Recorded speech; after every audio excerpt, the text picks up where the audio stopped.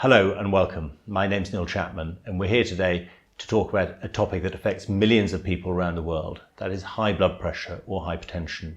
Your blood pressure is a critical marker of your heart health, and understanding it can help improve the health of yourself and your loved ones. We've received a lot of great questions and I'm excited to dive in and give you some of the information you need.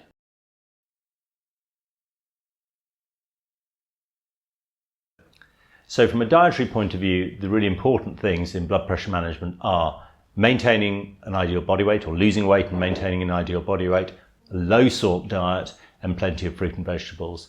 There are some diets that have been designed specifically for hypertension, such as the DASH diet, that's Dietary Approaches to Stop Hypertension diet, that you can look up the details of on the internet. But basically, it's a diet that's high in fruit and vegetables, seeds, low-fat dairy and protein from meat, fish and beans. In terms of salt, we know that the typical UK diet contains too much salt, and most of that is in processed food. What you can do is you can start paying more attention to the food labelling.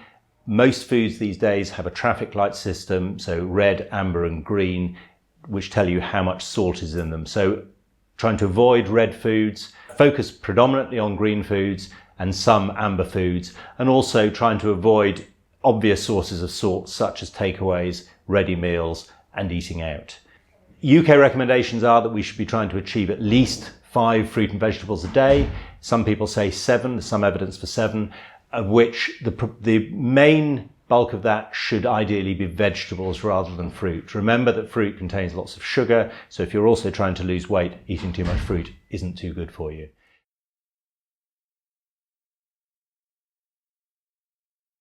Lifestyle changes are important, the major 4 being weight loss, salt restriction, plenty of fruit and vegetables, and plenty of exercise. But even if you do all of those things, it may not cure your blood pressure. And each of those things works to a greater or lesser extent in individual people. For people who start off leading quite an unhealthy lifestyle, who've got more things they can change, they're more likely to be able to lower their blood pressure significantly and possibly in the future reduce medications. Whereas people who are already leading a very healthy lifestyle, they've got less they can achieve with additional lifestyle changes. So it is possible to reduce medication. It is possible in some cases to come off medication, but those are relatively rare.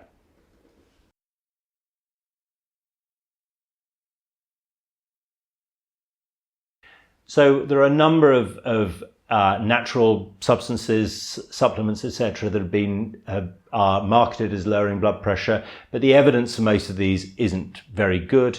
The main thing that has been shown to lower blood pressure is beetroot juice, and 250 mils of beetroot juice a day has been shown to lower blood pressure by the equivalent of a blood pressure lowering drug.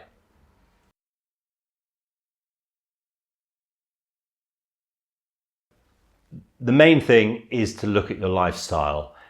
You should be aiming to achieve and maintain an ideal body weight. Now, your ideal body weight depends partly on your ethnic origin, but lowering your weight to within the normal weight range, reducing your salt intake, aiming for less than 6 grams of salt per day. Now, 6 grams of salt won't mean much to many people, but what you should do is you should try to minimize your intake of processed foods. You should try and minimize your intake of foods bought outside the house, ready meals, takeaway, restaurant meals, cafe meals, sandwiches, and cook as much as you can from scratch. And then for foods you do buy outside the house, try and get into the habit of looking at food labeling, the traffic light system, red, amber, green, lots of green foods, much fewer of the red foods.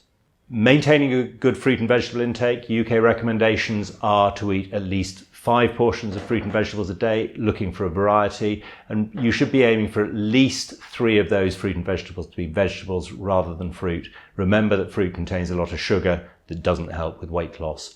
And then lastly, exercise. UK recommendations are at least 30 minutes of at least moderate exercise on at least 5 days of the week.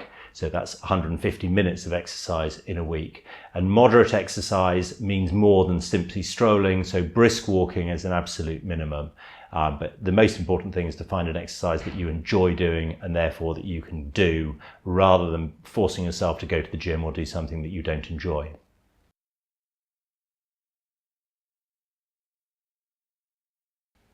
We all live with stress from a variety of different causes, and generally there's not much we can do to overcome that. But things that have been shown to reduce stress include exercise, but other people find yoga, mindfulness, meditation can help. But there's no magic answer to that, I'm afraid. And unfortunately, we really have to manage blood pressure with the stress we all live with.